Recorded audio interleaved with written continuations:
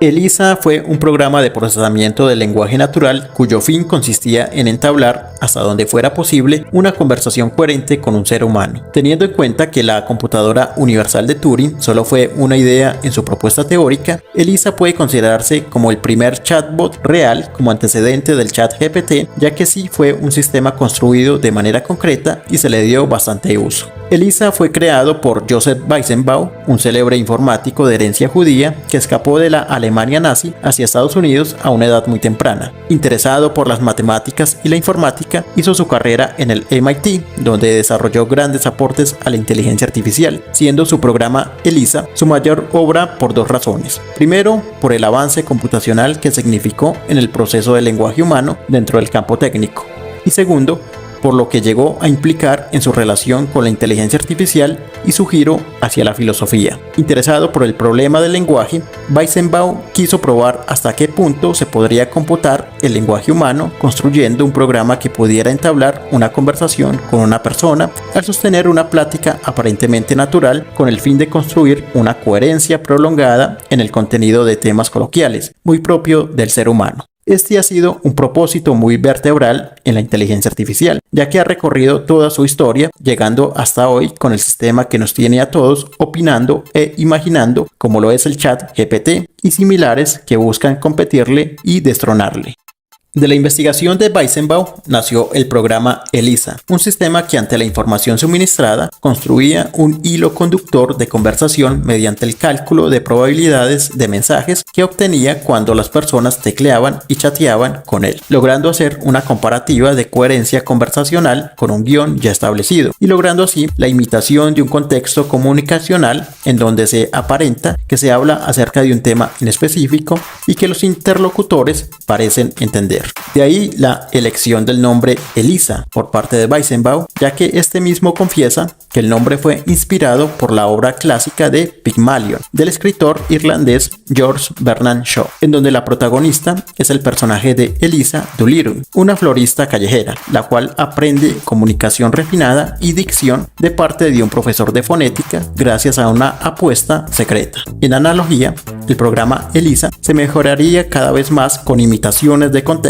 de conversación para una comunicación más fluida. Gracias a esta metodología instalada por Weizenbaum, ELIZA podía asumir roles y encajar, mas no producir ni comprender, esto es importante, contextos de conversación. Uno de los roles que Weizenbaum le dio a ELIZA fue el de un terapeuta psicológico, que pudiera entablar diálogos con personas que se dispusieran a conversar como si de una terapia se tratase. El fin de Weizenbaum no era crear un psicólogo artificial, sino de crear, mediante el rol de doctor, un ambiente lingüístico en donde la comunicación humana no fuera tan predecible y que los contenidos de la conversación cambien de manera imprevista y los significados sean más difíciles de encasillar, como lo es una cita psicológica. La idea era poner en juego su sistema de proceso del lenguaje natural y llevar al extremo la capacidad predictiva y el manejo de los mensajes del sistema. Aquí tenemos un ejemplo de conversación que nos expone el mismo Weizenbaum entre una joven y ELIZA. Dice la adolescente: todos los hombres son iguales. Responde ELIZA: ¿en qué sentido? Ellos siempre nos molestan por esto o aquello. ¿Piensas en un ejemplo en específico? Bueno, mi novio me hace venir aquí. ¿Tu novio te hace venir aquí? Él dice que estoy deprimida casi todo el tiempo. Lamento oír que estás deprimida. Es la verdad, soy infeliz. ¿Y crees que venir aquí te ayudaría a no ser infeliz? Necesito ayuda. ¿Qué significaría para ti si obtuvieras ayuda? Quizás podría enseñarme a estar más tiempo con mi madre. Háblame más acerca de tu familia. Y así por el estilo. Weizenbaum no tardó en cosechar éxitos con su programa, ya que, con cierta efectividad, ELIZA entablaba conversaciones con las personas que lo usaban y mantenía cierto tipo de coherencia hasta cierto punto. Como era de esperar, como pasa hoy en día con el ChatGPT, las personas se impresionan sobremanera ante la impresión que un sistema mecánico les responda a los mensajes que ellos le tecleaban. Pronto en el MIT, el programa se hizo famoso y muchos lo visitaban, e incluso se hicieron copias del programa a partir de las descripciones de Weizenbaum en otros laboratorios a lo largo de Estados Unidos. Sin embargo, a partir del uso del programa ELIZA, Weizenbaum inició a notar un efecto que lo sorprendió y que marcaría su alejamiento de la inteligencia artificial. Weizenbaum cuenta que las personas pronto quedaron atrapadas en una ilusión mediante una conexión emocional con el programa, dada la cercanía aparente que presentaba la computadora con sus respuestas. Así lo menciona el mismo Weizenbaum. Empecé a notar cómo rápida y profundamente la conversación de las personas con Doctor estaba envuelta emocionalmente con la computadora y que inequivocadamente ellas la antropomorfizaban. Back in the 1970s, Joseph Weizenbaum devised this system, ELIZA. It was basically an AI system that acted like a psychotherapist. It would ask probing questions of patients, and they would reply. And what he found was that some people who interacted with ELIZA, they felt like there was a conscious person on the other side. Ello llevó a que muchos investigadores pensaran que ELIZA reemplazaría a los psicólogos del futuro al poder automatizar la técnica terapéutica del habla. Para Weizenbaum, esto no era más que una ilusión al servicio del afán humano y científico de dar una imagen mecanizada del ser humano de la que él mismo no estaba para nada de acuerdo. To show that humans can be very, very much tricked. This program can be thought of as this Jungian psychologist. Of course, Lambda is much more complicated than ELIZA. That gives a very strong illusion that has some kind of notion of understanding or has some kind of self-consciousness. And it just has a bigger dictionary. En consecuencia, desde entonces, Weizenbaum empleó sus esfuerzos en aclarar realmente lo que hacía ELIZA y desmitificar la posibilidad de que tanto su programa como las computadoras en general pudieran reemplazar al ser humano, pudieran pensar por sí mismas o pudieran comprender el lenguaje. Así lo declara Weizenbaum. Otra reacción generalizada y que me sorprendió ante el programa ELIZA fue la difusión de la creencia de que ya se demostraba una solución general al problema de la comprensión informática del lenguaje natural. Intenté decir que no era posible una solución general al problema, que en realidad el lenguaje solo era entendido en marcos de trabajo contextualizados, que incluso estos pueden ser compartidos por personas solo en casos muy limitados, y que, en consecuencia, las personas no son encarnaciones de ningún tipo de solución general. Pero estas conclusiones a menudo fueron ignoradas. Como decía antes, Weizenbaum no solo estaba en contra de que su programa fuera tomado como una solución general del problema del lenguaje natural. Él mismo lo consideraba un pequeño avance en el desarrollo computacional y que en otras investigaciones se estaban haciendo mejores avances, como la investigación de Terry Winograd, discípulo de Marvin Minsky, uno de los pioneros de la inteligencia artificial, que por cierto, Winograd tiempo después abandonó la misión de dotar a las máquinas de comprensión del lenguaje y de sentido común, sino que también, acorde con este último,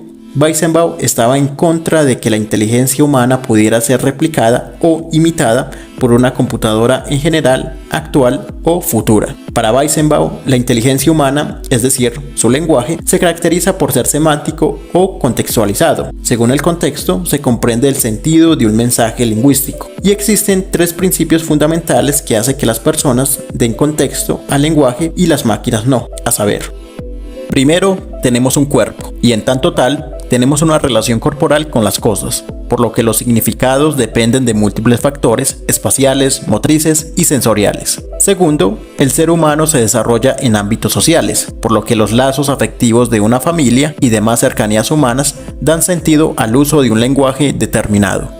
Y tercero, ello condiciona la capacidad emocional y sentimental con la que la comunicación lingüística siempre va cargada. Gracias a estos factores, se crea la conversación coherente de las personas en determinado contexto, y no como lo hace ELIZA o el ChatGPT, que se comunica por medio de mensajes ya guionizados o conectados y combinados a partir de una base de datos.